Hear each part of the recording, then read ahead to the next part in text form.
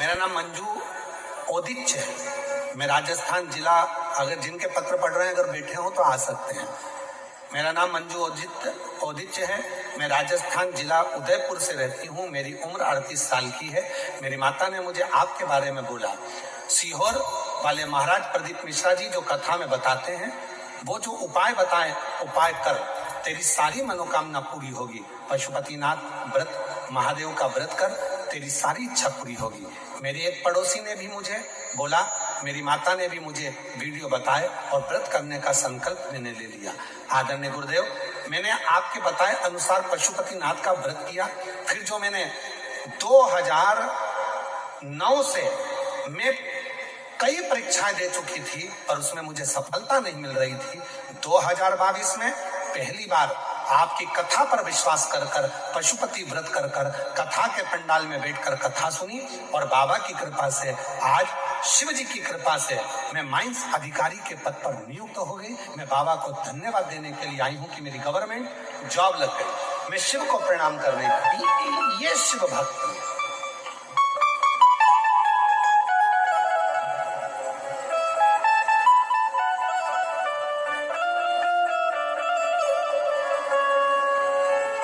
भूमि का प्रताप क्या है?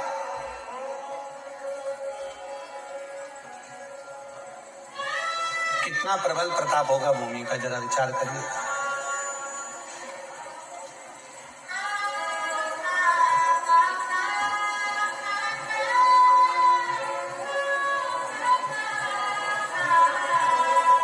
छोटू भाई, एक पत्र आया है, उस पत्र में वो कल हमारे पढ़ने में आया था।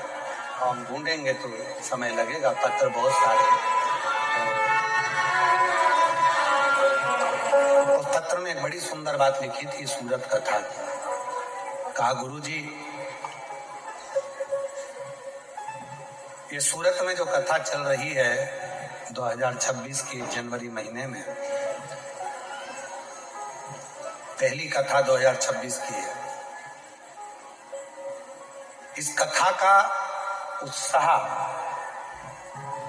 इतना ज्यादा है जनमानस में, कहा कि किसी के यहाँ जाकर नहीं कहना पड़ा कि आप कथा में आना, और सबको सूचना थी। सबके घर में मेहमान आकर रहने लगे और आज हमारा पूरा क्षेत्र ऐसा हो गया जैसे घर घर में शिव आकर विराजमान हो गया। ये पत्र है।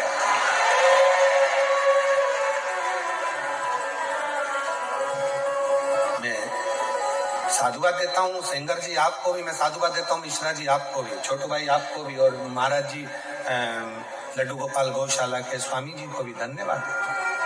सहजता सरलता से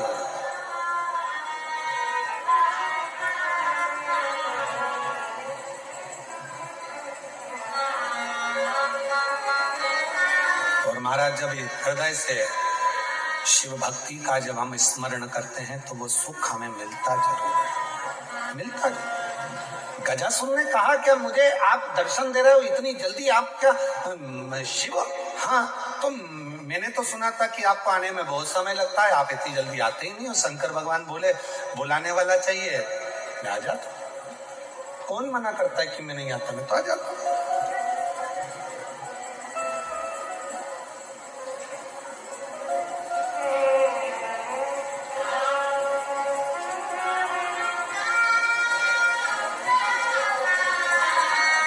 बस उसको जब दिल से आप पुकारेंगे, बुलाएंगे, वो दिल से आपकी ओर दौड़ कर आता है, दौड़ और सुन के भक्तों की पुकार होके नंदी काशी नगरी से आए मेरे भोलेनाथ। सुन के भक्तों की पुकार होके नंदी काशी नगरी से आए मेरे भोलेनाथ। सुन के भक्तों की पुकार होके नंदी काशी नगरी से आए मेरे भोलेनाथ। सुन के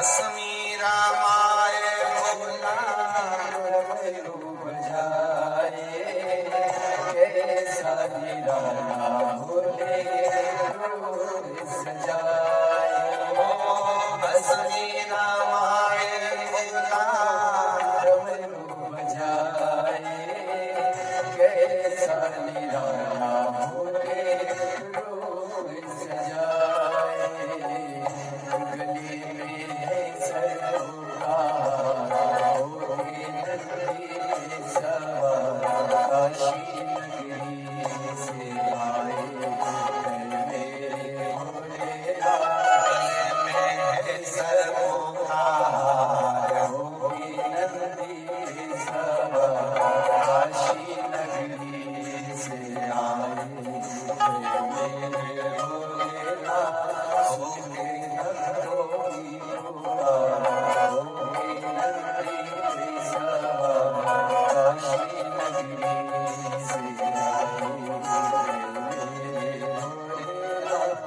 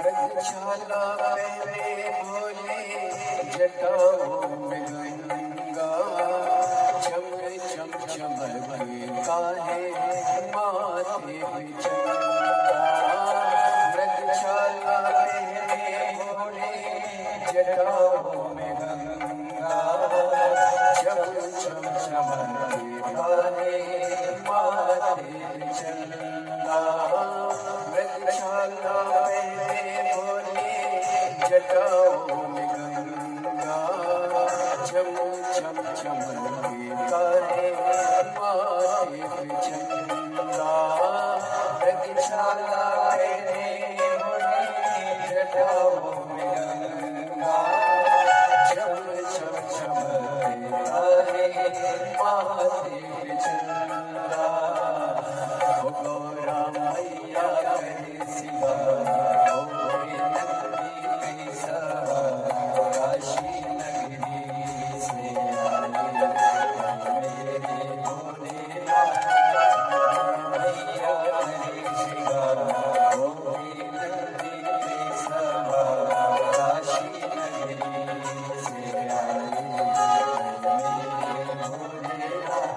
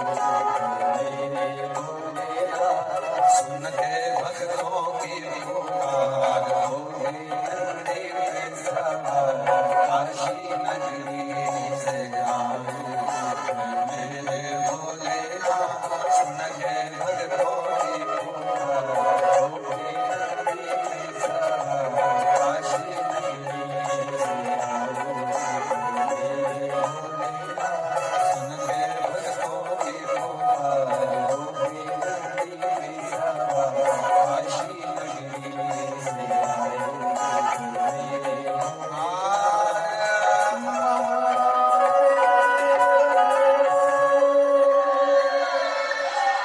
अपने स्थान पर बैठकर भगवान शिव जी को अपने मन की बात करें।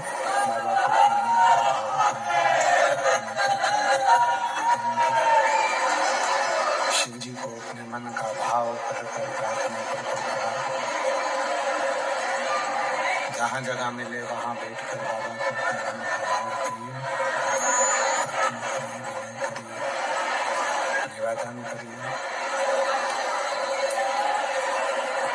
जहाँ जगह मिले वहाँ बैठकर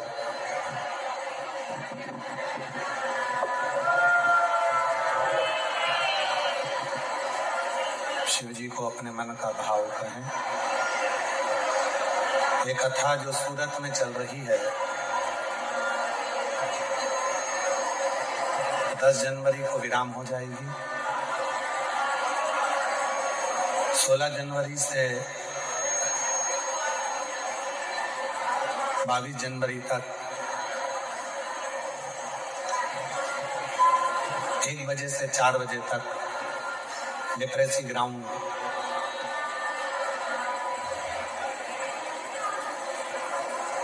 सरदार स्टेट फॉरेन लैंड आजवा रोड बड़ौदा गुजरात में 7 दिवसीय शिव महापुराण की कथा 16 से 22 जनवरी तक होगी।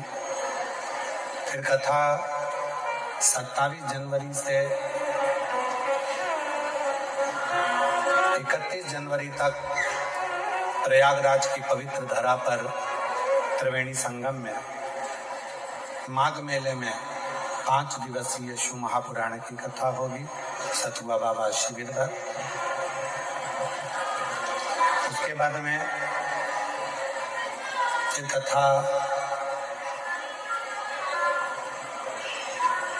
11, 12, 13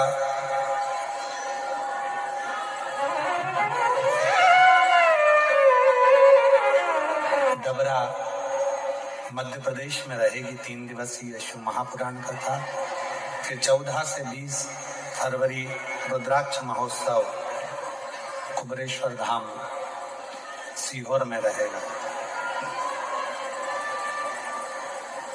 बाबा से अपने मन का भाव सब हृदय से प्रार्थना करें, विनय करें, निवेदन करें, विनती करें और बाबा को अपने हृदय से प्रार्थना कर मन का भाव अवश्य करें।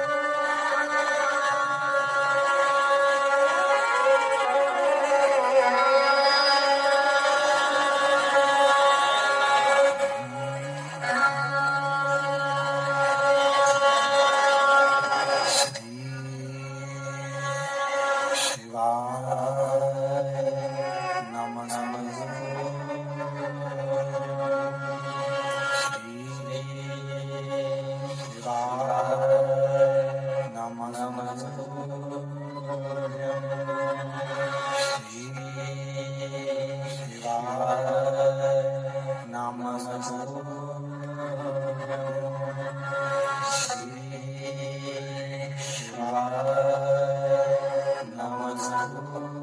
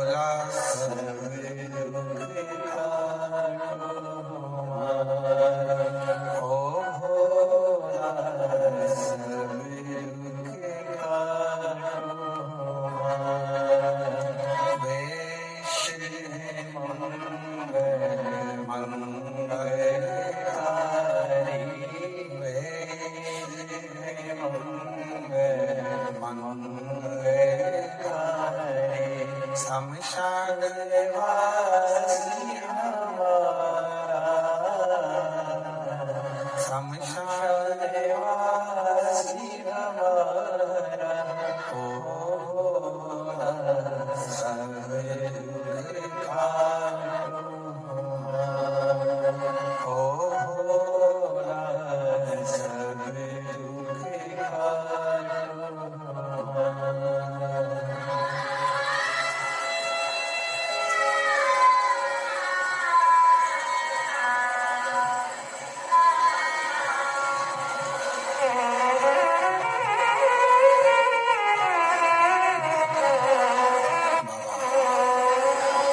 देवरिद महादेव भगवान शिव घरदानी त्रिकालदर्शी कैलाशी अविनाशी भगवान शंकर की पवित्र कथा कर रही है। शिव गजासुर के सामने प्रकट हो गए। भगवान शंकर हमारे बीच में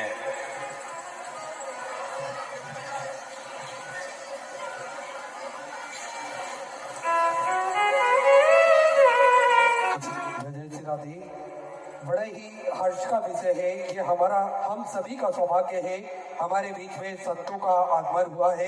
एक बार सभी संत भगवान के लिए जोरदार ताली बजाकर स्वागत करें, जिसमें परम पूज्य स्वामी परमानंद जी सरस्वती जी अर्थ विद्या मंदिर राजकोट गुजरात से हमारे बीच में पधारे। एक बार जोरदार ताली बजाकर स्वागत करें, जिन्होंने राम सेतु आंदोलन में प्रणता धारण करी। विश्व योग दिवस के लिए आपने सभी को जागृत करा। भागवत गीता पर अध्ययन आप करवाते हैं और रिलायंस जैसी कंपनियों में मैनेजमेंट का योगदान आप महत्वपूर्ण योगदान प्रदान करते हैं। साथ में हमारे बीच में पधारे हैं श्री स्वामीनारायण मंदिर बड़ताल धाम से सभी संत भगवान पधारे हैं, जिसमें परम पूज्य स्वामी जी संत वल्लभ दास जी चेयरमैन बड़ताल धाम से हमारे बीच में पधारे हैं। एक बार जोरदार ताली बजाकर स्वागत करें। परम पूज्य स्वामी सुखदेव प्रसाद दास जी गोकुल धाम रार से हमारे बीच में पधारे हैं। परम पूज्य स्वामी श्री श्याम वल्लभ दास जी बड़ताल धाम से हमारे बीच में पधारे हैं। परम पूज्य गुण सागर स्वामी जी हमारे बीच में पधारे हैं। एक बार सभी के लिए जोरदार ताली बजाकर स्वागत करें। बहुत बहुत स्वागत वंदन पूज्य गुरुदेव का। जो इस पवित्र पावन भूमि सूरत गुजरात में जो कथा चल रही है उसमें आपका दिव्यागमन हुआ। एक बार जोरदार ताली बजाकर संतों का पुनः प्रणाम साधना।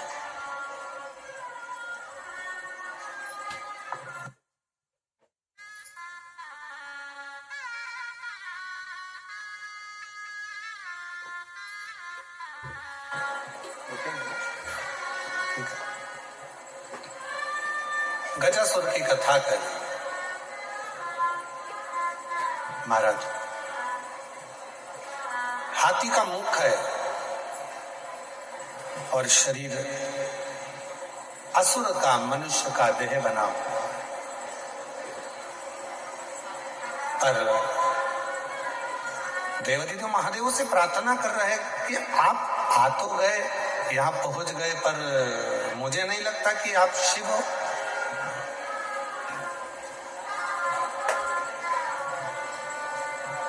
मुझे नहीं लगता कि आप शिव हो।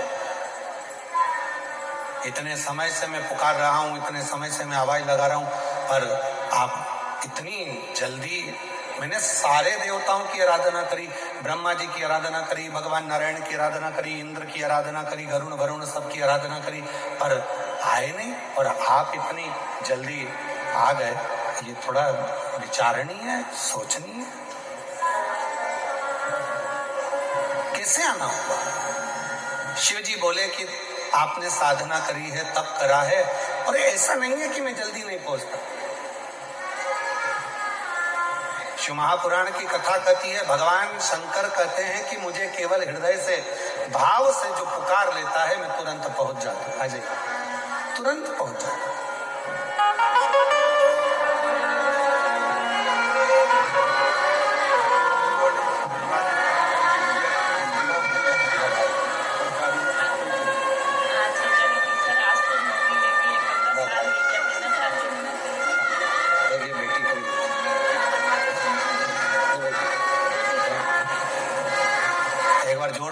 जाओ, बेटी का सुंदर नौकरी लगा है, बहुत बहुत साधुवाद, शिव कृपा। शिव कथा कह रही है, गजासुर का चरित्र कह रहा है कि गजासुर कहता है कि मुझे नहीं मालूम आप इतनी जल्दी आ जाएंगे, इतनी कृपा कर देंगे, इतनी करुणा कर देंगे।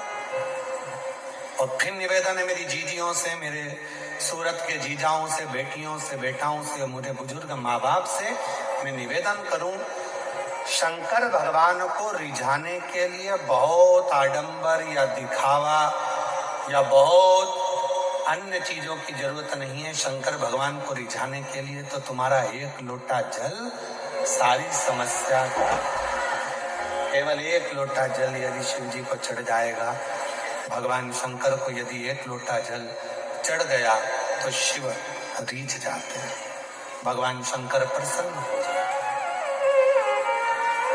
मांग तुम्हें क्या चाहिए? शंकर भगवान ने जैसे कहा कि मांगो, तो गजासुर ने उसी समय पर कहा, प्रभु मुझे बस इतनी कृपा कर दो कि मैं आपका जो तप करता हूँ, आपकी जो साधना करता हूँ, आपका जो तप करता हूँ, साधना करता हूँ, उस तप साधना को करते समय छोटे छोटे जीव जंतु मेरे पास में आ जाते हैं और मुझे तप नहीं करने देते। मेरे शरीर में से चारों तरफ से अग्नि निकलने लगे, जिससे कोई मेरे पास में ना आए और मैं आपका भजन कर सकूं। शिव जी ने वर दे दिया, गजासुर तू जहां तप करने बैठेगा, तेरे शरीर में चारों तरफ से अग्नि प्रकट होना प्रारंभ हो जाएगी और कोई जीव जंतु तुझे कष्ट नहीं देगा। तेरा तप साधना आराम से हो सकेगा, अच्छे से हो सकेगा।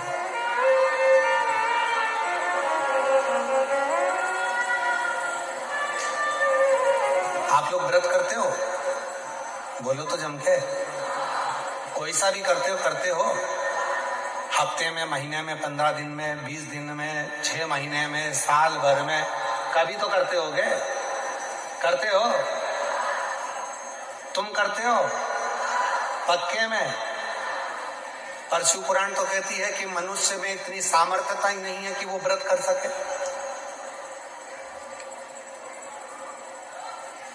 शिव महापुराण की कथा कहती है कि संसार का कोई मानव किसी भी देवता का व्रत कभी नहीं कर सकता। व्रत कब करता है? जब वो देवता स्वयं उसके हृदय में विराजमान होकर उस व्रत को सफलता देना चाहता है, तब जीव उस व्रत को कर पाता है। एकादशी का व्रत करोगे, स्वयं नारायण अगर आपके अंदर विराजमान है और वो कृपा करेंगे तो व्रत हो पाएगा, नहीं तो दिन भर में कहीं ना कहीं फिर वही लोचा आ जाए।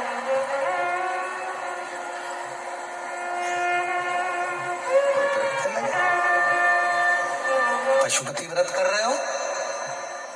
सोचा था मेरा आज का तीसरा व्रत है, सोमवार का पूरा कर लूंगी, और मालूम पड़ा व्रत को करने बैठी थी और मालूम पड़ा कि कोई अड़चन आ गई और व्रत रह गया। बोलो, तुम करते तो व्रत पूरा हो जाता, पर बाबा ने अपने भाव से उस व्रत को कराया। बाबा उसकी मर्जी, और तेरी कृपा बिना न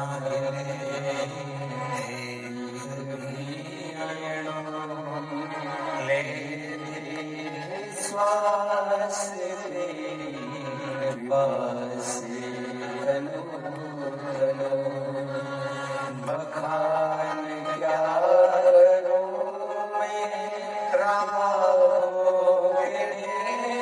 का, चपटी भभूत में खजाना हुएगा, गंगाधर मुक्ति द्वार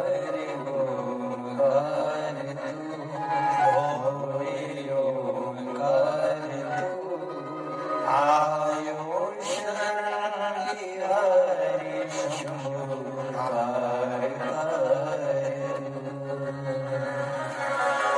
बखान क्या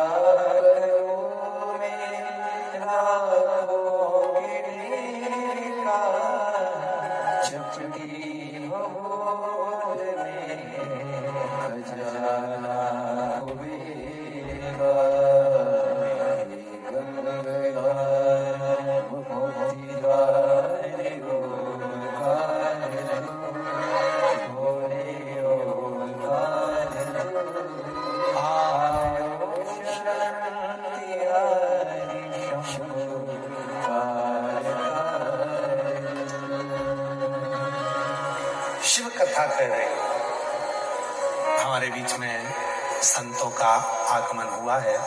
एक बार जोरदार ताली बजाकर सभी संत वृंदों के लिए जोरदार साधुवाद। हमारे श्री लड्डू गोपाल गौशाला समिति के शास्त्री स्वामी श्री हरिजीवन दास जी महाराज सभी संतों का स्वागत कर रहे हैं। एक बार जोरदार ताली बजाकर उनका साधुवाद स्वागत कर रहे हैं।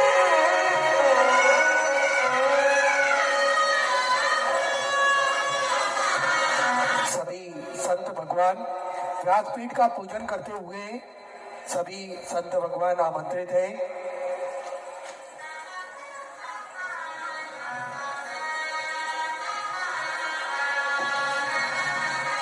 जिसमें परम पूज्य स्वामी परमानंद सरस्वती जी अर्थ विद्या मंदिर राजकोट गुजरात से हमारे बीच में पधारे हैं। आप भी बड़े ही आदर और सम्मान से मंच में पधारे।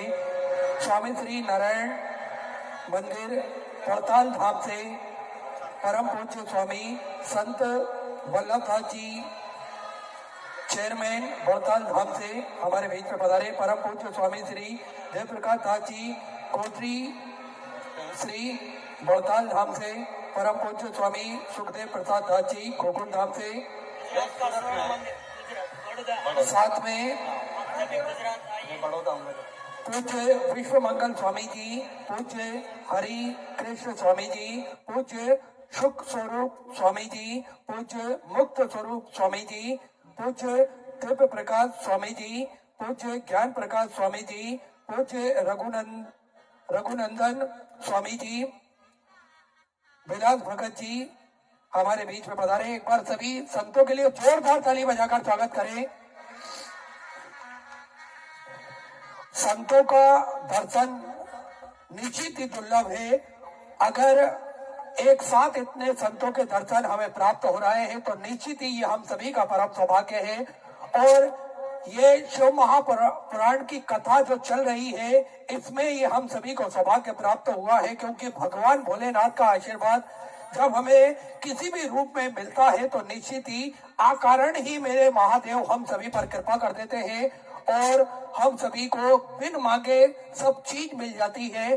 और आज इतने संतों का दर्शन हम सभी को प्राप्त हुआ है तो निश्चित ही ये हम सभी के जीवन में दिवाली से कम माहौल नहीं होता है।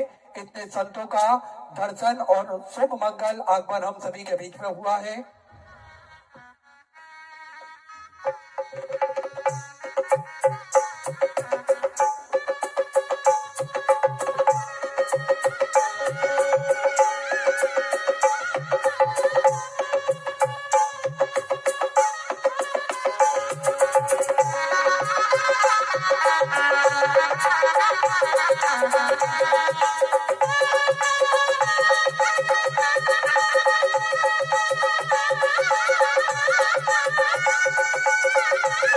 साथ में जापान से संतों का आगमन हुआ है। जापान से तोसी जी हमारे बीच में पधारे हैं और जापान से ही सबरी जी हमारे बीच में पधारे। एक बार उनके लिए जोरदार ताली बजाकर स्वागत करें।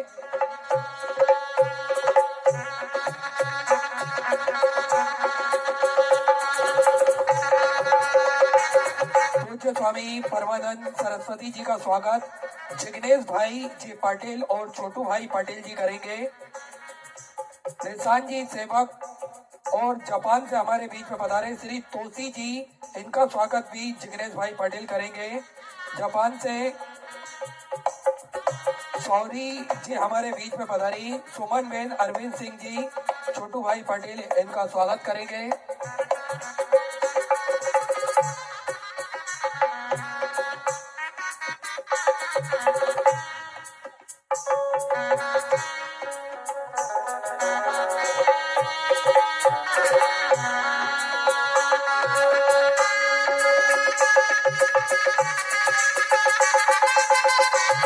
जापान से आप पधारे हैं।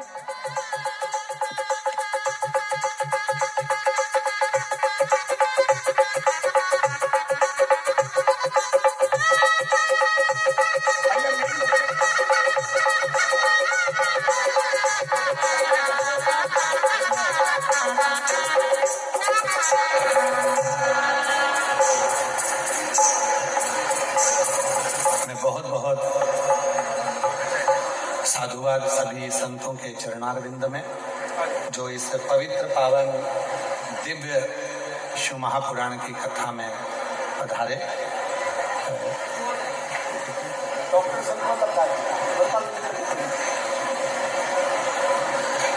दो शब्द आशीष बचन के, उसके बाद पुनः शिव पुराण को प्रारंभ करेंगे और आशीष बचन 2 शब्द अपन श्रवण करके पुनः शिव महापुराण को आगे बढ़ाएंगे।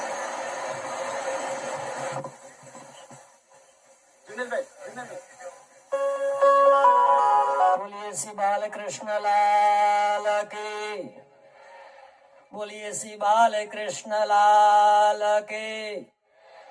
जय जय श्री राम, जय जय श्री राम। आज श्री लड्डू गोपाल गौशाला की ओर से आयोजित शिव कथा के पुण्य अवसर पर अंतर्राष्ट्रीय स्तर पर भगवान भोलेनाथ की कथा को प्रस्थापित करने का श्रेय जिन्होंने प्राप्त किया है, ऐसे भारत के गणमान्य श्रोताओं के हृदयारविंद में विराजमान अंतर्राष्ट्रीय कथाकार श्रद्धेय श्री प्रदीप मिश्रा जी को सभी भक्त वृंद की ओर से सत सत नमन करता हूँ। और सूर्य नगरी के तट पर, सूर्यपुत्री तापी के तट पर इतने विशाल पैमाने पर आस्था का महाकुंभ प्रस्थापित करने के लिए हमारे श्रद्धेय मित्र शास्त्री जी हरिजीवन दास जी को और आदरणीय छोटू भाई पाटिल जी को हृदय से साधुवाद प्रदान करता हूँ। जिग्नेश जी कहाँ गए? ठीक है, जिग्नेश पाटिल जी ने अपने अल्प आयु में हमारे धर्म के लिए, समाज के लिए और समस्त राष्ट्र के लिए जो काम किया है, मैं मानता हूँ यही कारण है कि उनको प्रदीप मिश्रा जी जैसे गणमान्य वृंद, कथावाचक और श्रद्धेय चरण के आशीर्वाद प्राप्त हो रहा है। श्री स्वामीनारायण मंदिर वरताल संस्थान की ओर से मैं पुनः व्यासपीठ को नमन करता हूँ और इस जी जैन के जमाने में इतनी बड़ी तादाद में भक्त वृंद को एकत्रित करके आप जिस तरह से आध्यात्मिक रसायन का पर कथामृत रसपान करवा रहे हैं, उसके लिए पुनः संप्रदाय की ओर से आपको नमन करता हूँ। और हमारे बीच समस्त भारत के अध्यात्म जगत के वरिष्ठ आचार्य वृंद के हिंदू धर्म आचार्य महासभा के संयोजक, स्थापक सदस्य, आर्ष विद्या मंदिर राजकोट मुंजका से स्वामी श्री परमात्मानंद जी महाराज हमारे बीच उपस्थित है। मैं चाहूंगा कि उनका भी आशीर्वाद हम सबको प्राप्त हो। स्वामी श्री परमात्मानंद जी महाराज श्रद्धेय चरण अपना आशीर्वाद प्रदान करने की कृपा करें।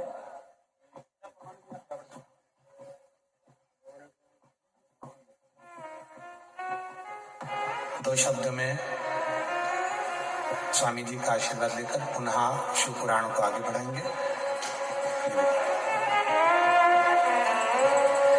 श्रीमद् भागवत में लिखा है, भक्ति देवी की स्थिति देख के नारद जी संकल्प करते हैं, प्रतिज्ञा लेते हैं। स्थापयिष्यामि जने जने गेहे गेहे। हे भक्ति देवी, मैं तुझे घर घर में लोक के सबके हृदय में स्थापित करूंगा। वैसे ही जिनको नारद जी का स्वयं आशीर्वाद है, शिव जी तो जिनके हृदय में विराजमान है, ऐसे भागवत भूषण आदरणीय श्री प्रदीप जी और सूरत की सुगन नगरी की सभी भाइयों और बहनों, दुनिया में कई धर्म प्रचलित हुए हैं, कई आए और चले गए, किसी व्यक्ति विशेष ने स्थापित किया, किसी समय पे स्थापित किया, लेकिन हमारे हिंदू धर्म की 2-3 चीजें बड़ी विशिष्ट है। एक हमारा ही हिंदू सनातन धर्म है जो अनादिकाल से है, और शिव जी भी अनादिकाल से है। शिव जी के बचपन की कोई कथा ही नहीं, अजन्मा है। उतना ही नहीं, हम सब कितने बड़भागी है, जरा कल्पना कीजिए आप। यही पूरी पृथ्वी पे यही पवित्र भूमि है जहां साक्षात परमात्मा के चरण पड़े हैं। भगवान ने अवतार धारण किया है। रामायण और महाभारत कथा नहीं, हमारा इतिहास है। यहां तक कि कृष्ण तो कह के गए, संभवामि युगे युगे, जैसे उन्होंने अपने आप पे ले लिया है कि देश में धर्म की स्थापना करना मेरा कर्तव्य है। और हमारे शिव जी तो काशी नगर के राजा के रूप में भारत में ही बैठ गए हैं। भारत के चौरे कोने में ज्योतिर्लिंग है। 12 ज्योतिर्लिंग, 12 दिशाओं से भगवान हमारी रक्षा करते हैं। आज के प्रसंग में इतना ही आशीर्वाद देंगे। ऐसे सुगुण आचार्य व्यासासन पीठ पर आपको विराजमान हुए मिले हैं। और ये नगरी का नाम है सूर्य नगरी, सूर्यपुरी। सूर्य ज्ञान का प्रतीक है, सूर्य विष्णु का प्रतीक है, सूर्य ऊर्जा का प्रतीक है।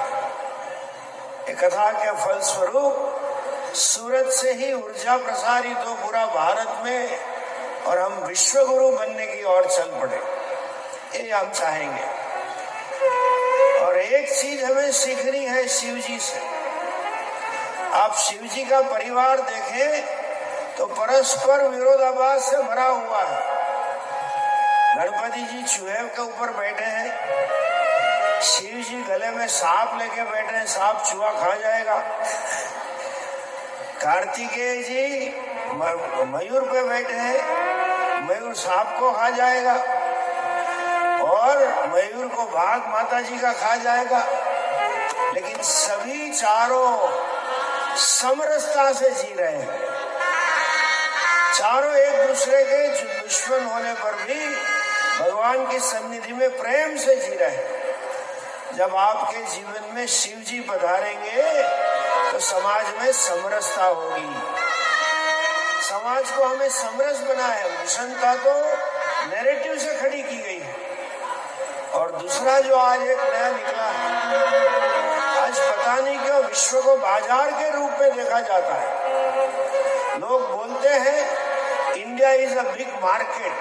अरे भैया, हम कमोडिटी थोड़ी है। ऐसा आपने सुना होगा विद्वान वक्ता के मुख से, हम स्वयं शिव स्वरूप है। ये मार्केट नहीं है, शिव स्वरूप है। उसी के कारण प्रकृति का निकंदन हम निकाल रहे हैं। कुटुंब व्यवस्था टूट रही है, और भोगवाद के कारण समाज अपनी कर्तव्य से विमुख हो रहा है। कथा के बाद आपका जीवन समरसतामय हो, आपके कुटुंब में एक निरंतर प्रेम का बहाव हो, आप प्रकृति के प्रति सजाग हो, और आप राष्ट्र के प्रति सजाग। ये राष्ट्र वेद में लिखा है, ऋग्वेद में, अथर्ववेद में, ये राष्ट्र ऋषियों ने बनाया, वो भी भगवान की आज्ञा से। जहां भगवान स्वयं आना चाहते हैं। राम सेतु स्वयं में है। हमने जब केस लड़ा तब मेरे पास रिकॉर्ड है कि कृष्ण भगवान रमण रीति में थे, और वाराणसी जाएंगे आप तो आपको साक्षात शिव जी के दर्शन होंगे। ऐसी पवित्र भूमि की रक्षा करना, ऐसे महान अनादि दिव्य संस्कृति की रक्षा करना हमारा कर्तव्य बन जाता है। और आदरणीय शास्त्री जी, आपको हम बताना चाहेंगे, सोमनाथ जो ज्योतिर्लिंग है प्रथम, हजारों साल पहले टूटा था। ये आज अभी इसकी नए बनाने की 75वीं सालगिरह चल रही है। और वहीं से अभी 11 तारीख को नरेंद्र मोदी जी आत्म गौरव यात्रा निकाल रहे हैं। शिव जी का वास जिस प्रदेश में हो उसके ऊपर भगवान के आशीर्वाद रहेंगे ही। और हम विशेषतः पूरी समिति, सेंगर समिति, मिश्रा समिति एवं छोटू भाई और प्रिय जिग्नेश जी को आशीर्वाद करते हैं ऐसे ऐसे सुग्न कथाकारों को ला के सूरत की सेवा करें। और शास्त्री जी को भी बहुत बहुत बधाई है, उनकी वाणी में कुछ जादू है कि जनाकर्षण यंत्र मैं समझता हूँ आपके मुख में ही बैठा है। आपसे बहुत लोग लाभान्वित हो, बहुत बहुत शुभकामना के साथ। धन्यवाद माननीय स्वामी जी का, एक बार जोरदार ताली बजाकर स्वागत करना। अभिनंदन, बहुत बहुत शुक्रिया। शंभू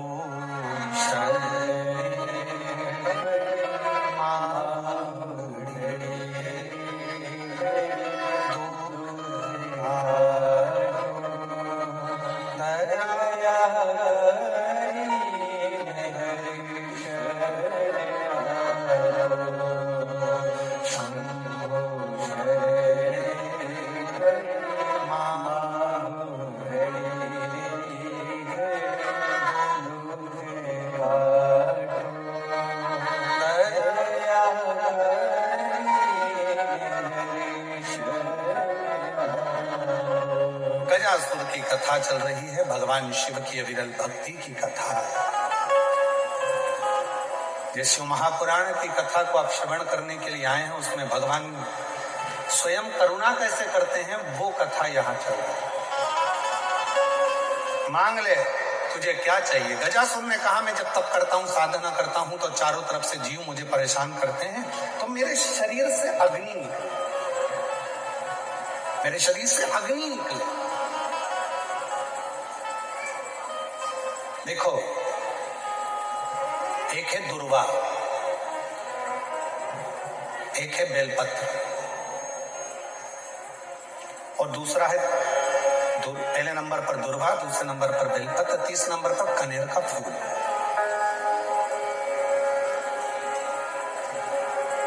कोई अच्छा कार्य करते करते कई माताएं ऐसी होती हैं जो अपने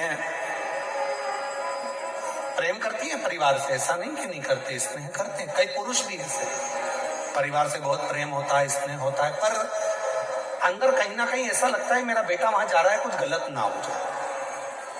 कभी कभी ऐसा लगता है कि ये काम होने वाला है और इसमें कुछ गलत ना हो जाए। कई बार शादी पक्की हो रही है, रिश्ता पक्का हो रहा है, या कोई घर में अच्छा कार्य हो रहा है और मन में संशय उत्पन्न हो जाता है कहीं गलत ना हो जाए। मतलब उसके अंदर कहीं नेगेटिवता आती रहती है, ये वो सोचती रहती है, उसके अंदर एक कुछ ना कुछ ऐसा तत्व चलता रहता है जिससे वो बुद्धि में, विवेक में वो चीज उसके आती रहती है। तो शिव महापुराण में गजासुर की कथा कहती है कि गजासुर ने भगवान शंकर से वर मांगा कि मैं जब आपका भजन करूं, तप करूं, साधना करूं तो मेरे पास में अग्नि चारों तरफ हो जाए। खींचकर बोलना पड़ रहा है, ये अग्नि मेरे चारों तरफ हो जाए जिससे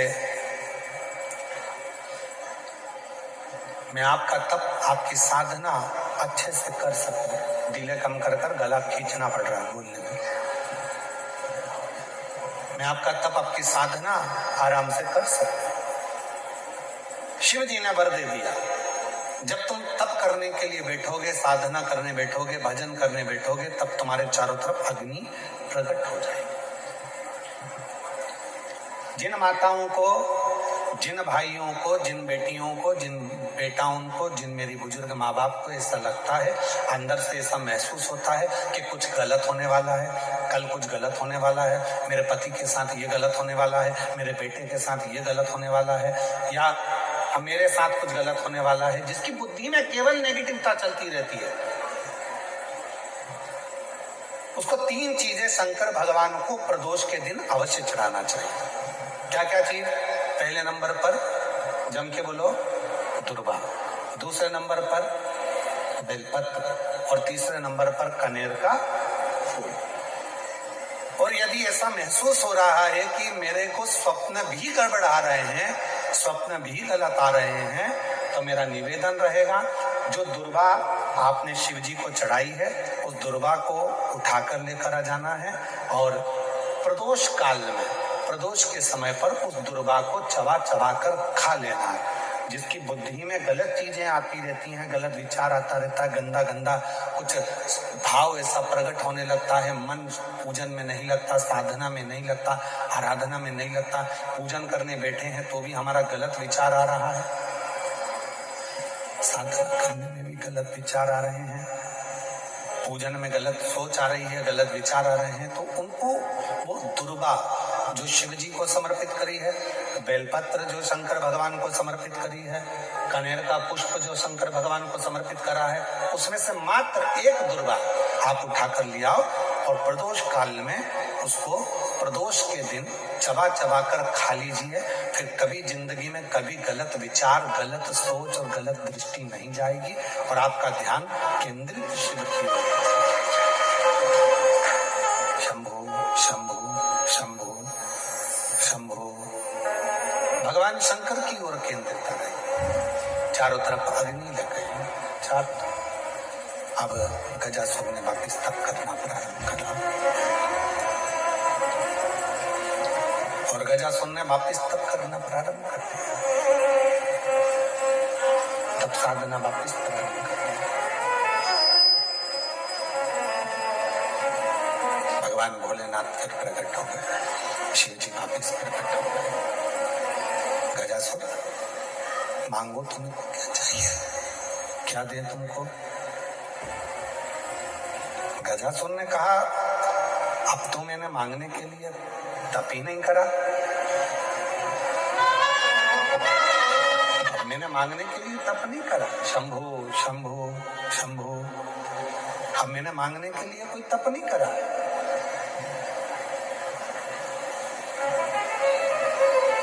भोलेनाथ जी कहने लगे तुमने तप करा तो मेरा आगमन हुआ। दुनिया के लोगों को लगता है कि शंकर भगवान को हम एक लोटा जल चढ़ाते हैं और शिव जी हमारी मनोकामना वहीं बैठकर पूरा कर देते हैं। नहीं, जब हम एक लोटा जल लेकर अपने शंकर भगवान के मंदिर में अपने घर से जाते हैं, जल समर्पित करते हैं और जल समर्पित कर कर जब हम वापिस वो लोटा लेकर आते हैं, तब मेरा देव अधिदेव महादेव अपने गणों को शंकर भगवान स्वयं उस कलश के अंदर लक्ष्मी को विराजमान कर कर आपके दरवाजे तक भेजते हैं और आपके दुख को मिटा देते हैं, आपकी तकलीफों को मिटा देते हैं, आपके कष्टों को मिटा देते हैं, आपकी तकलीफों को मिटा देते हैं, आपके कष्टों को मिटा देते हैं। शिव करुणा करते हैं, भगवान शंकर कृपा करते हैं, दया करते हैं, करुणा करते हैं। शिव कथा कहती है भगवान शंकर का पवित्र चरित्र करता है। गजासुर अब तुम्हें क्या चाहिए वो मांगो। गजासुर ने कहा मैंने अब जो तप करा था वो मांगने के लिए नहीं करा, अब मैंने मांगने के लिए तप नहीं करा। और यदि मेरे भोले बाबा यदि आप आ ही गए हो तो एक निवेदन करता हूं, आपको बार बार मेरे पास में आना पड़ता है, मैं तप करता हूं और आप भाग कर बार बार मेरे पास में आते हो, इसलिए मैं आपसे एक निवेदन करना चाहता हूं कि अब आप कहीं मत जाओ, मेरे पेट के अंदर बैठ जाओ।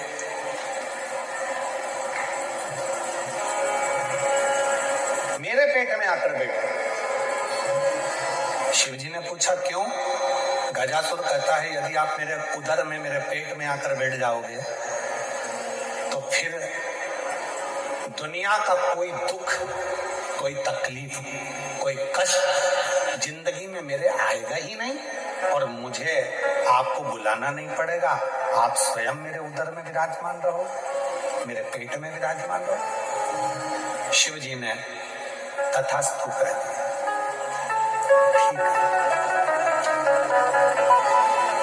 गजासुर की कथा के बाद में अगर हम कथा का स्मरण करें तो हमारे भीतर ये भाव आता है कि शंकर भगवान के शिवलिंग पर चढ़ा हुआ जल जब हम पीते हैं तो हमारे 3 ताप, कायिक, वाचिक और मानसिक, ये 3 ताप हमारे समाप्त हो जाते हैं। क्यों समाप्त होते हैं? हमने इतना तप नहीं करा कि हम गजासुर जैसा तप कर कर भगवान शंकर को अपने पेट में बिठा सकें। हमने इतना तप नहीं करा कि भगवान शंकर को अपने उदर में बिठा सकें। हमने इतना व्रत नहीं करा कि शंकर भगवान को अपने पेट में बिठा सकें। हमने इतनी साधना नहीं करी कि शंकर भगवान को हम अपने उदर में अपने पेट में बिठा सकें। पर शिव महापुराण की कथा कहती है, जब शंकर जी के मंदिर में जाकर हम शिव जी को एक लोटा जल समर्पित करते हैं, उसमें से थोड़ा सा जल लाकर हम उस जल को आचमन करते हैं, और वो जल जब हमारे पेट में, हमारे उदर में जाता है, तो ये समझ कर रखें कि हमने शंकर को ही अपने उदर में अपनी रक्षा के लिए और अपने जीवन की रक्षा के लिए विराजमान कर दिया। शिव शंकर खींच कर बोलना पड़ रहा है, गला बहुत तकलीफ दे रहा है। हमने भगवान शंकर को, हमने भगवान शिव को अपने भीतर विराजमान कर दिया। हमने भगवान शंकर को अपने भीतर विराजमान कर दिया। इसलिए मेरी जीजियों से, मेरे जीजाओं से, मेरी बेटियों से, बेटाओं से, मेरे बुजुर्गों से निवेदन है, शिव जी को जल चढ़ाने जाओ तो जल थोड़ा सा आचमन जरूर करो। हम शिव को अपने उदर में नहीं बिठा सकते। हम भगवान शंकर को अपने पेट में, अपने उदर में विराजमान नहीं कर सकते, पर वो आचमन करने के बाद हम शंकर भगवान को अपने उदर में, अपने गर्भ में बिठा सकते। शिव को बिठा सकते, शंकर भगवान को बिठा सकते। गजासुर के पेट में, गजासुर के उदर में भगवान शिव विराजमान होगा, बैठ गए। पूरे तीनों लोकों में हाहाकार मच गया कि शंकर भगवान है ही नहीं। शिव को ढूंढो,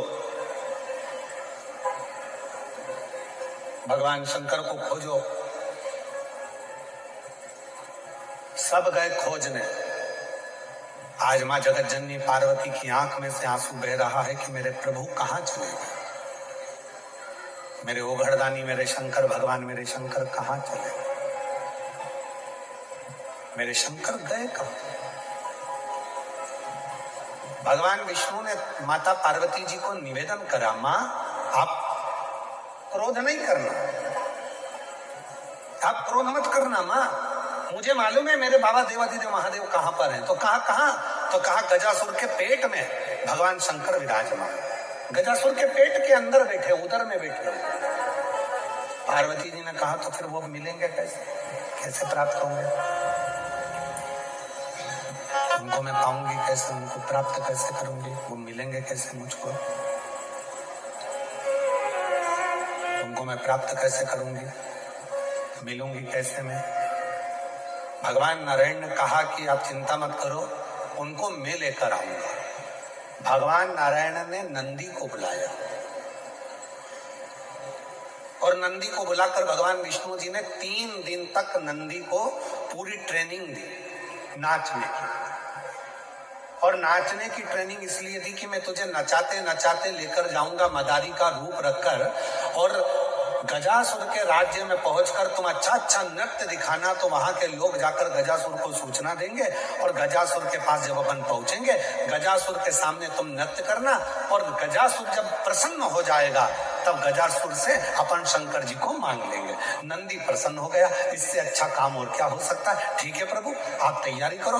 भगवान नंदी 3 दिन तक भगवान नारायण जी से पूरी ट्रेनिंग लेने लगे, पूरी ट्रेनिंग करते हैं, और फिर भगवान एक सुंदर ग्वाले का रूप रखकर, एक सुंदर हाथ में बंसी पकड़कर और ग्वाले का रूप रखकर भगवान नारायण नंदी की डोरी को पकड़कर सीधे गजासुर के राज्य में पहुंच जाते हैं। गजासुर के राज्य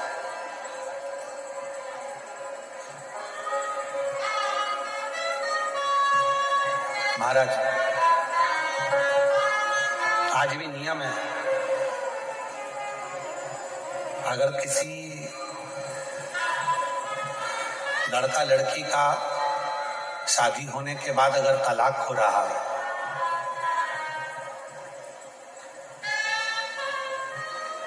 लड़की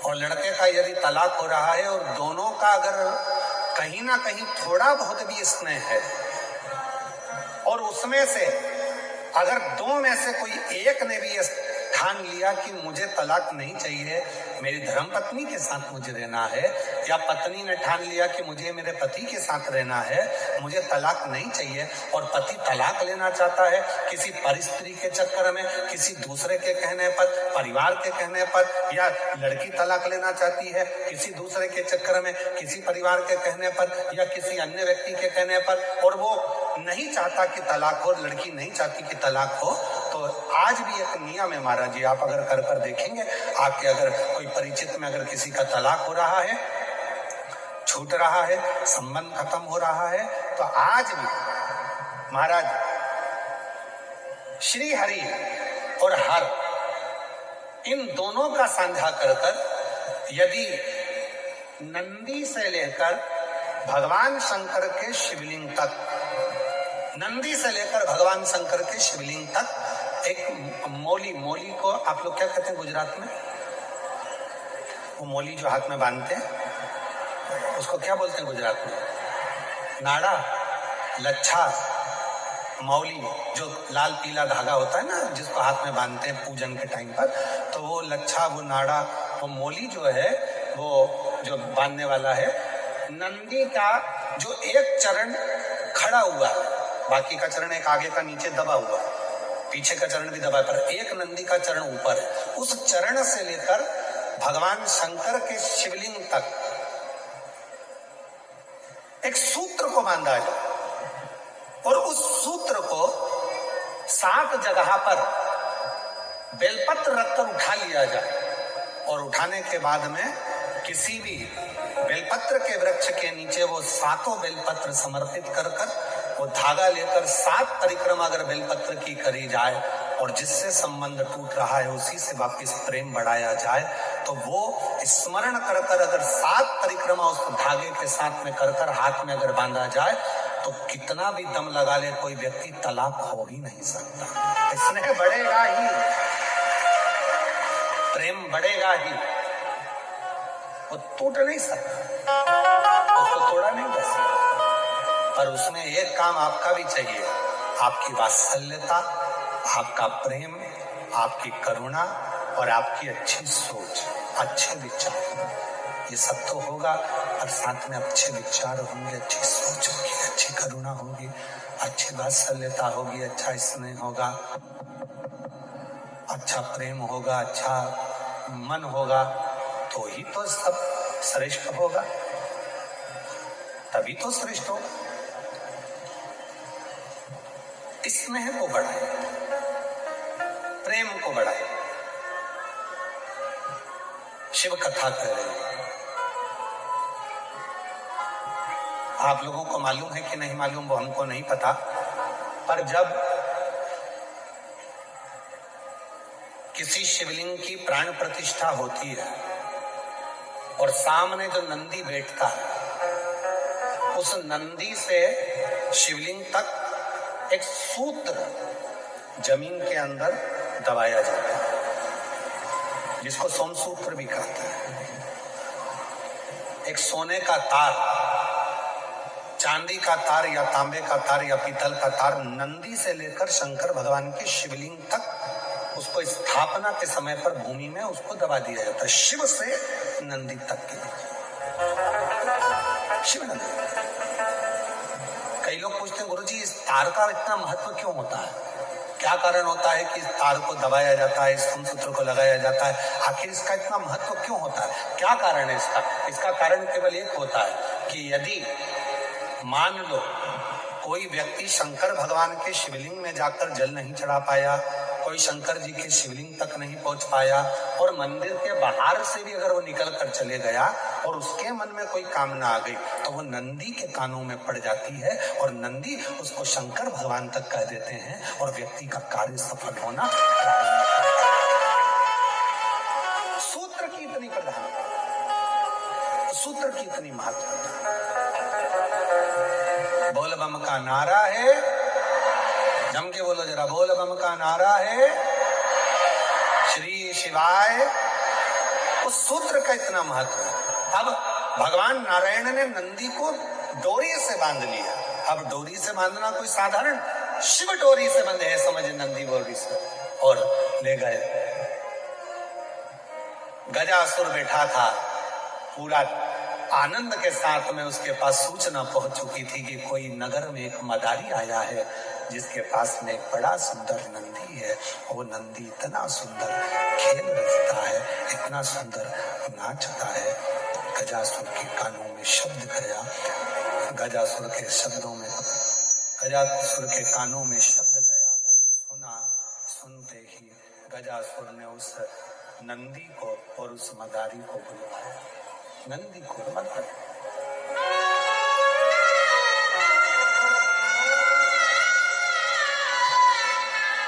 भगवान नारायण ने अपनी बंसी का नाद किया। जैसे ही बंसी बजी, जो शंकर भगवान उधर में बैठे थे पेट के अंदर गजासुर के, शंकर भगवान समझ गए नारायण आए। जो घुंघरू की आवाज सुनाई दी नंदी के पैर की, शिव जी समझ गए कि नंदी भी आया मुझे लेने के। नंदी भी आया, और तभी गजासुर बड़ा प्रसन्न हो गया उस पूरी लीला को देखकर, बहुत प्रसन्न, खूब प्रसन्न। गजासुर ने कहा कि मेरी नगरी में आपने जो बंसी का नाद किया और ये जो नृत्य आप लोगों ने दिखाया है, इतना सुंदर नृत्य जो देखा गया है, इतना सुंदर नृत्य जो देखा है, और इतना सुंदर बंसी का जो नाद करा है, मैं खुद भूल गया था, इतनी साधना में पहुंच गया था। आज मेरा मन करता है कि दुनिया का सारा राज आपको दे दूं, मांगो तुम्हें क्या चाहिए। आज मैं बड़ा प्रसन्न हूं, गजासुर बोला, मैं बड़ा प्रसन्न हूं, तुमको क्या चाहिए वो बोलो। तब भगवान विष्णु ने तुरंत बात को पलटा और भगवान विष्णु बोले, प्रभु आपसे क्या मांगना है? आपसे कुछ नहीं चाहिए हमको, हम तो बस नृत्य दिखाने आए बस, और कोई नहीं। तुम गजासुर के सामने बैठे हो, गजासुर के सामने नृत्य दिखा रहे हो, वो गजासुर जिसने सारे लोगों में अपना राज्य स्थापित कर रखा। मांगो तुमको क्या चाहिए, क्या चाहिए तुमको मांगो। नहीं हमको कुछ नहीं चाहिए, कुछ नहीं, कुछ तो मांग लो, तुमको जो चाहिए था वो मैं दे दूंगा। तुम जो मांगोगे वो मैं तुम्हें दे दूंगा। भगवान विष्णु को लगा ये असुर प्रवृत्ति का है, और असुर प्रवृत्ति का जो व्यक्ति होता है वो पलटने में नंबर 1 होता है।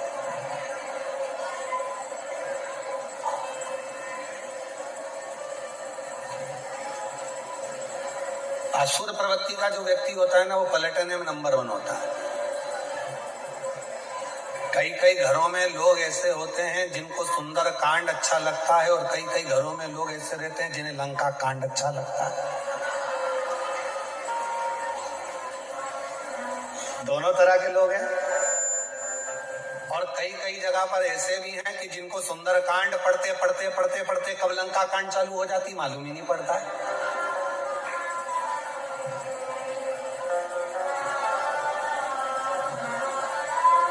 वो पढ़ी रहे थे, जामवंत के वचन सुहाए सुनी हनुमंत हृदय, और बस पढ़ते इतनी देर में किसी ने जरा सा कुछ कर दिया, और पढ़ रहा था सुंदर कांड, हो गया लंका कांड। 2 मिनट में देख के नहीं चल सकती, तेरे में अकल नहीं है, दिख नहीं रहा मैं पाठ कर रहा हूँ, दिख नहीं रहा मैं पूजन कर रहा हूँ।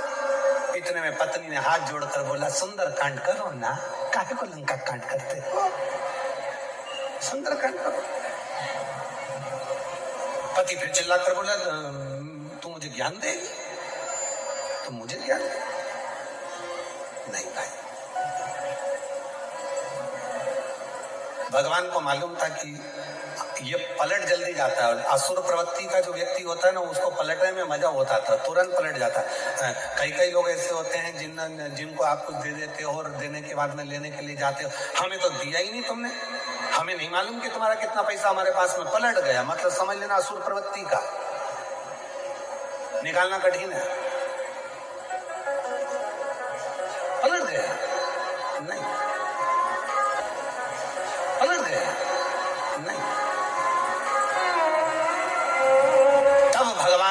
पूरा वचन दिलवा लिया, गजासुर मेरे को पहले वचन दो। मैंने सुना है कि आप शंकर भगवान के भक्त हो और शिव का भक्त वचन देने के बाद नकरता नहीं है, इसलिए मुझे वचन दे दो। जो शंकर का सही भक्त होता है वचन देने के बाद मुकरता नहीं है। क्यों? क्योंकि अगर सत्य में एक बार उसने वचन दे दिया और मुकर गया तो जितने उसके आने वाले जन्म होते हैं वो सारे जन्म में भुगतता ही रहता है, उसका कोई जन्म सुधरता नहीं। कोई वचन दो तुम मुझको, वचन दिया, तुम जो मांगोगे मैं दे दूंगा। इतने में भगवान नारायण ने तुरंत बंसी की ध्वनि करते हुए कहा, गजासुर हमें आपसे ना धन चाहिए, ना वैभव चाहिए, ना संपदा चाहिए, ना सत्ता चाहिए, हमें तो केवल इतना चाहिए कि तुम्हारे उदर में जो शंकर भगवान बैठे हैं उनको हमें दे दीजिए और हमें आपसे कुछ भी नहीं चाहिए, केवल शिव दे, केवल शिव के सिवा कुछ नहीं।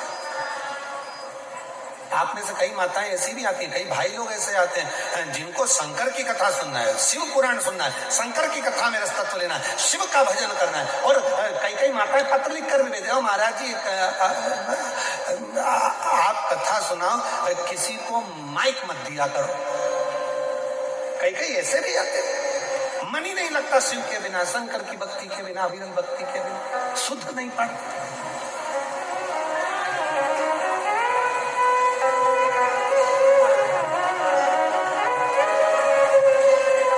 शिव के सिवा कहीं दिल ना शिव के सिवा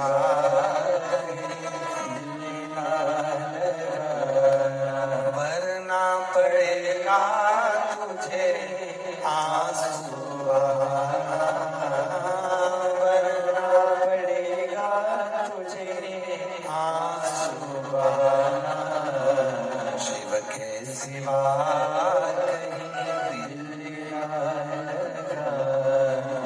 गजासुर से शंकर जी को मांग लिया। गजासुर की आंख में आंसू भरा था, शिव जी के चरणों में गजासुर पड़ गया। गजासुर ने कहा, भोलेनाथ आप मुझे छोड़कर जा रहे हो पर मैं आपको छोड़ना नहीं चाहता, मैं आपको छोड़ना नहीं चाहता। मैं असुर हूं, मानता हूं कि मैं राक्षस हूं, राक्षस कुल में मेरा जन्म हुआ, असुर कुल में मैं पैदा हुआ, असुर कुल में मैं बड़ा हुआ, पर मैं आपको छोड़ना नहीं चाहता, आप मुझे ना छोड़ें। शिव जी ने कहा, क्या चाहते हो? बस आपका साथ।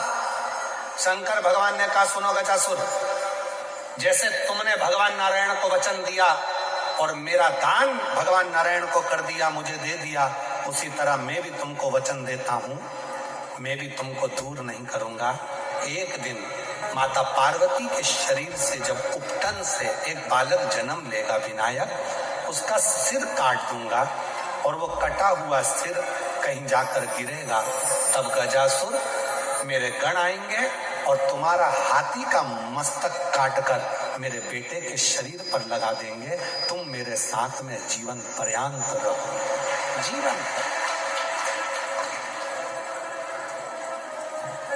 आप लोग गणेश जी बिठाते हो? अरे बोलो तो जम के। कोई आपसे पूछे कि ये गणेश जी के मस्तक पर जो हाथी का मुख लगा है किसका है, तो आपको बताना चाहिए कि ये गजासुर का है। एक असुर ऐसा था जिसने भगवान शंकर से वर मांगा था कि मेरा साथ आपके साथ में रहना है, मुझे आपके साथ में रहना है, मैं आपको छोड़ नहीं सकता। जिद पर अड़ गया, तब भगवान शंकर ने वचन दे दिया था कि तेरा शीश, हाथी का मुख मेरे बेटे के धड़ पर लगेगा। कहा, प्रभु कोई ऐसा होता है जिसको अपने बेटे का मुख हटाकर मेरा हाथी का मुख कौन लगाएगा? शंकर भगवान कहते हैं, मैं अपने बेटे का अच्छा मुख हटाकर हाथी का मुख लगा दूंगा, पर तुझे मैं अपने साथ में जीवन पर्यंत रखूंगा, अपने साथ रखूंगा। और वो गजासुर का मुख शिव ने अपने बेटे के मस्तक पर शीश कटते ही उस हाथी के मुख को लगा दिया। हाथी के क्या ना देश। सती मैया जलकर भस्म हुई, हिमालय राज के घर में पार्वती के नाम से विख्यात हुई। पार्वती मैया ने शंकर भगवान की साधना कर कर उनको प्राप्त करने के लिए तप किया। तब भगवान देव अधिदेव महादेव दूल्हा बनकर गए हैं और पार्वती मैया दुल्हन बनी है। भगवान शंकर और पार्वती का मंगल विवाह हो रहा है। जोरदार ताली बजाकर साधुवाद करिए शिव जी के मंगल विवाह का प्रसंग। माँ पार्वती जी शिव जी के गले में जयमाला पहना रही हैं, भगवान शंकर के गले में जयमाला दे रही हैं माता पार्वती जी। जोरदार ताली बजाकर स्वागत करिए माँ जगत जननी अम्बा जगदम्बा पार्वती जी का। शिव जी के गले में जयमाला पहनाई है माता पार्वती जी और पार्वती जी ने शिव जी के गले में माला पहनाई। जोरदार ताली बजाकर साधुवाद। हर हर भगवान शिव की यह पवित्र कथा आज तृतीय दिवस तीसरा दिन विराम ले रहा है। कल कथा का चौथा दिन रहेगा। बड़े भाव से कथा का लाभ लें और अपने जीवन को धन्य बनाएं। ठीक 2 बजे से 5 बजे तक की कथा का लाभ लेकर अपने जीवन को धन्य बनाएं। यही बाबा की कृपा। सूरत नगर गुजरात में यह पवित्र कथा दिव्यता और भव्यता के साथ हो रही है। हर हर आरती का क्रम प्रारंभ होगा। साउंड वाले साउंड कल सही सुधारिए साउंड। हमारे बीच में संत श्री सतुधाम सूरत से पधारे हैं। बहुत बहुत स्वागत, वंदन, अभिनंदन। पूज्य जन मंगल स्वामी जी हमारे बीच में पधारे हैं। पूज्य अक्षरेश स्वामी जी हमारे बीच में पधारे हैं। परम पूज्य सुनयन स्वामी जी भी हमारे बीच में पधारे हैं। स्वागत, वंदन, अभिनंदन। मैं निवेदन करूंगा व्यासपीठ के समक्ष आए, व्यासपीठ का पूजन करें और इसी क्रम के साथ हम सब भी आरती में जुड़ेंगे, आरती का आनंद लेंगे।